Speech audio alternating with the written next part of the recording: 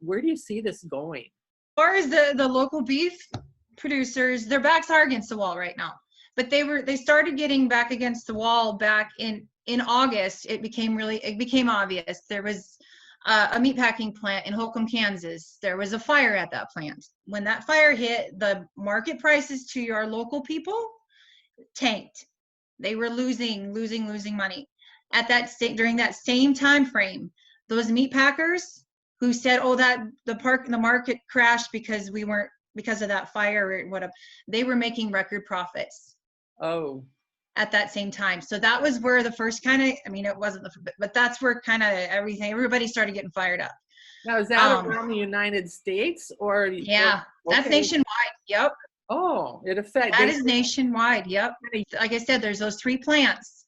They control 81% of the market, you know. And then there's some smaller ones outside of that. But if there's a fire, anything, that it's becoming the norm to be like, oh, something happened, so the market prices are gonna drop. And sorry, that's just too bad. But yet they're increasing their box beef prices at the grocery store. That's where COVID-19 has come in here now. Now we've had disaster in that front. The demand has gone up, shelves are empty, people can't find meat. And what's happening? Our markets are dropping. Our local guys aren't making. The markets have gone so far down here. They've dropped just since this has started. And now there's another meatpacking plant down in Nebraska. I saw yesterday that 10 people that work there have been diagnosed with COVID-19. So that plant will close. And I'm waiting to see what's going to happen with the markets here now. And I should have looked this morning. I didn't look this morning to see what happened. But where that closed, are they going to drop again? Did they drop already? You know, it's just, that's where the fair play comes in. You know, farmers are, a lot of their world depends, it's risky, all of it. You got the weather, I mean, their own personal health. If something happens, they can't get their work done. I mean, there's a lot of variables to being a farmer, but this is something that they shouldn't have. This shouldn't be a variable. They should, there's this line of having to play the markets and know your markets and be able to track them and understand them. But there's also being able to get that fair shake at it and go to the sale barn with your family, sit there, be proud, watch your calves come into that ring and be proud of yourself and not sit there sweating bullets because I'm not getting enough. That needs to change. They need to be getting enough. They need to be able to at least break even on this and make something so they can provide for their family and maintain these real communities. They're really, really hurting right now, these small guys and gals. And I don't want to see that. I don't want to see this be the end of that American dream. This needs to stop. It's enough. Country of origin labeling needs to come back into play. And there's a push in Washington for it again. I really feel like people, our economic development directors, anybody anywhere needs to start making some noise and getting on this and pushing our legislators to say, hey, we need that. We need that. We want our infrastructure. I mean, the American farmers, a lot of them are keeping the country going right now. They still have to go to work every day through all this. They can't go be in their house and say, I'm going to work from home. I mean, they're going out. A lot of them are calving right now. They don't need the stress of the markets going down. And mental health of farmers has been huge over this last year because of the markets being the way they are. And it's just, enough is enough. The American consumers, farmers take care of us in terms of getting food in our grocery stores and things like that. It's time we step up and start taking care of them and saying, hey, we need to fight for our farmers. About it. What can we do?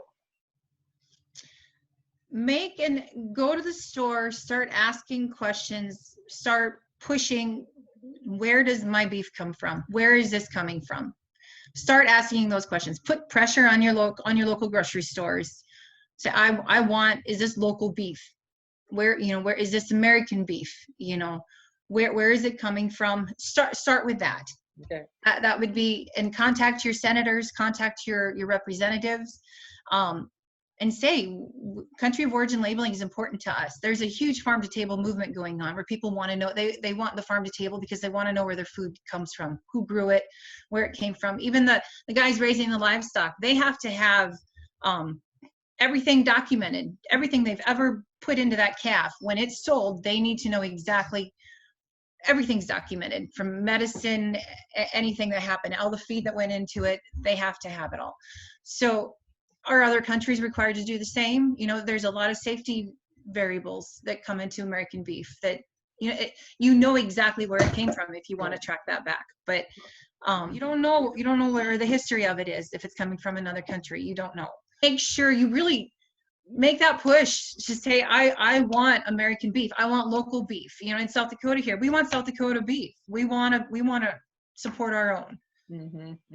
Or even our neighbors, I suppose, and those around us, you know. But, and when you say American beef, that's a whole different label than what it presently says when it's packed in the United States, right? Because we're being kind of misled. Right. Yes. Okay. Go on Facebook, the Foothills Cattle Producers. There's a Facebook page on there. You can there's a lot of information on that page. Yeah. If you see something on social media, share it. Just keep help us be the voice for the local farmers. Help us fight. Okay. Well, Lori, thank you. I appreciate your passion. Thank you for giving this a chance for this voice to come out and the voice of speaking up for the family farm. It's important. We need the little ones. We need the big ones. As long as they're family farms, you know, our country was founded on that. And I just feel like it's way too important to let it just slip through our fingers. I don't want to be the generation that lets it slip away. Yeah, that's great. That's true. And I think overall, it's like, let's keep it local. And yeah, absolutely. The United States and our. Sounds good, Joan. Thank you. Yep. Bye.